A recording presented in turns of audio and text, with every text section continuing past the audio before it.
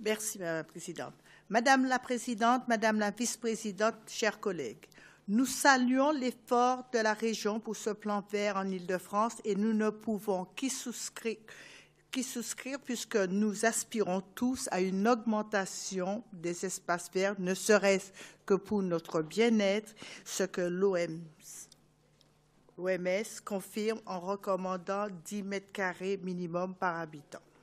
Ce plan vert est ambitieux et cela n'est pas sans poser les contraintes du bétonnage et de l'espace foncier rarissime en Île-de-France.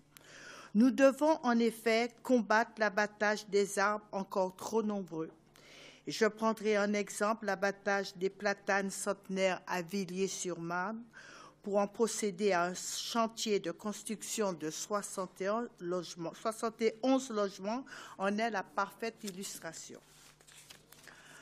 Par ailleurs, que dire du bétonnage du dernier village de la Petite Couronne, ville d'Avray, petite bourgade, où vécurent les célèbres renards, Corot ou encore Boris Vian pour le calme de ses forêts et la beauté de ses étangs à moins d'une demi-heure du centre de Paris.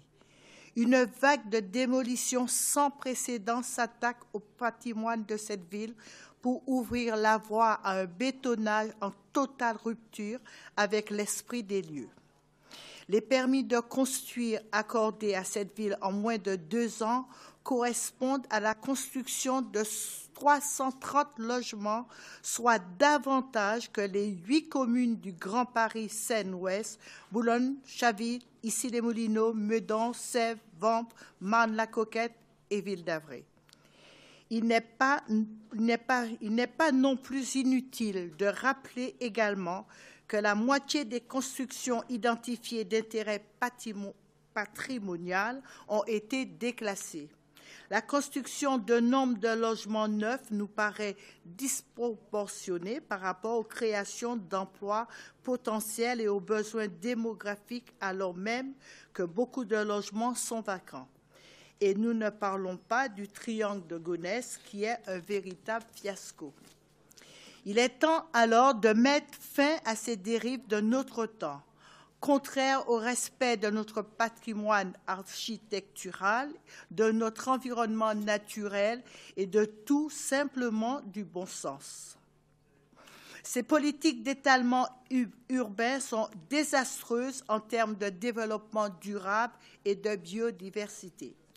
Mais il y en a encore pire. Avec les arbres de la place de la République à Paris, achetés en 2013 à des pépiniéristes allemands et hollandais, pour lesquels la ville de Paris a ouvertement méprisé les horticulteurs français et de surcroît, ces arbres rapatriés possèdent un bilan carbone catastrophique pour la ville. Ce plan vert intègre aussi un label végétal dans les marchés publics. Dans ce cadre, il est primordial qu'il permette à la filière horticole francilienne de sortir la tête de l'eau, car elle est au bord de la noyade. L'Union nationale des intérêts professionnels horticoles souligne à ce sujet qu'entre 2000 et 2014, le nombre d'exploitations est passé de 11 000 à 4 100 en France. En 2011, une enquête de France Agrimaire dévoile même que l'arrêt de la création d'entreprises et d'emplois du secteur est inéluctable. C'est pourquoi, Madame la Présidente, Madame la Vice-présidente, nous préservons donc l'horticulteur francilien et œuvrons ensemble pour un développement durable et une végétalisation en Île-de-France durable. Je vous remercie pour votre attention. Nous voterons ce rapport. Merci, Madame Fatna.